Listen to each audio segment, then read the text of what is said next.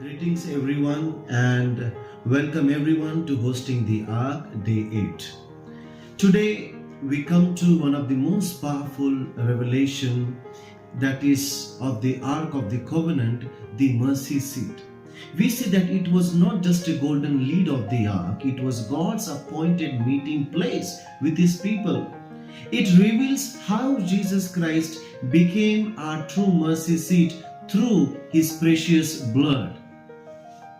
Praise the Lord. आज हम वाचा के संदूक की सबसे महत्वपूर्ण विशेषता दया का आसन को समझेंगे। दया का आसन केवल संदूक का ढक्कन नहीं था, बल्कि वो स्थान था जहां परमेश्वर अपने लोगों से मिलता था।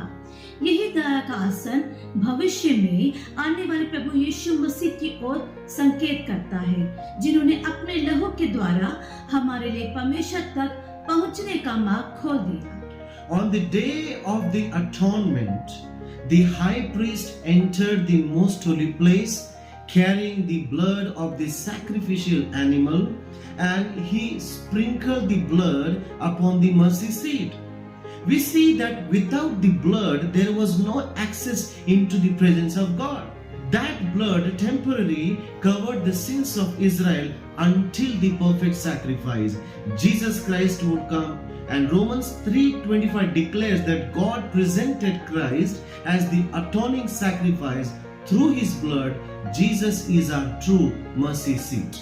प्रायश्चित के दिन महायाजक बलिदान किए गए पशु का लहू लेकर परम पवित्र स्थान में प्रवेश करता था और उस लहू को दया के आसन पर छिड़कता था। लहू के बिना परमेश्वर की उपस्थिति में प्रवेश करना असंभव था। वो लहू केवल पापों को कुछ समय के लिए ढांकता था, लेकिन जब प्रभु यीशु आए तब उन्होंने अपने बहुमूल्य लहू के द्वारा एक ही बार में संपूर्ण उद्धार का कार्य पूरा किया। रोमियो 3:25 में बताता है कि परमेश्वर ने मसीह को हमारे प्रायश्चित के लिए ठहराया। And there is another beautiful picture that we see in the Bible, that God did not say, I will speak from the ark. He said, I will meet with you and speak with you from above the mercy seat. So this teaches us that God's voice comes from the place where the blood has satisfied His justice.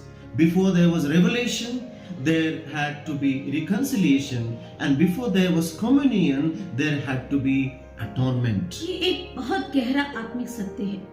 परमेश्वर ने ये नहीं कहा कि मैं व्यवस्था की पट्टियों के ऊपर से बोलूंगा। उन्होंने कहा मैं दया के आसन के ऊपर से तुझसे बातें करूंगा। इसका अर्थ है कि जहाँ लहू है वही परमेश्वर की वाणी सुना देती है। जहाँ मेल मिलाप होता है वही प्रकाशन भी मिलता है। आज भी हम परमेश्वर की आवाज इसलिए सुन सकते हैं क्योंकि यीशु का लहू हमारे लिए मार्ग खोल चुका है। We see that inside the ark were the tablets of the law. The law in the Bible exposed sin and demanded justice. But above the law was the mercy seat covered with the blood. So mercy stood above judgment. Jesus did not ignore God's justice. He fulfilled it and completed by offering Himself on the cross. And that is why the cross is the greatest demonstration of both God's holiness and God's love.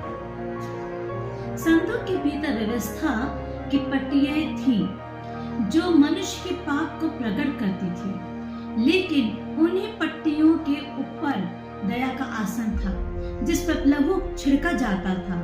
यह हमें बताता है कि परमेश्वर का न्याय पूरा हुआ, लेकिन उसकी दया भी प्रकट हुई। क्रूस पर न्याय और दया दोनों का अद्भुत मिलन हुआ।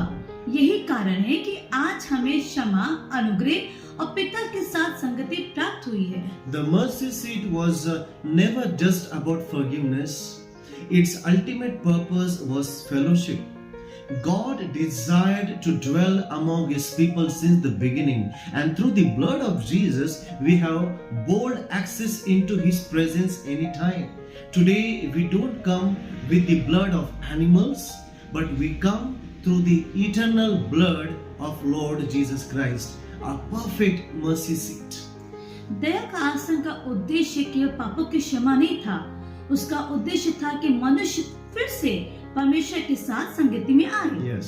आज हम पशुओं का लहू नहीं लगाते, हम प्रभु यीशु मसीह के अनंत और असिद्ध लहू के आधार पर पिता के सामने आते हैं। इसलिए हर विश्वासी साहस के साथ परमेश्वर की उपस्थिति में प्रवेश कर सकता है।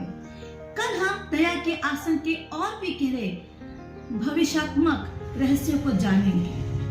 God bless you.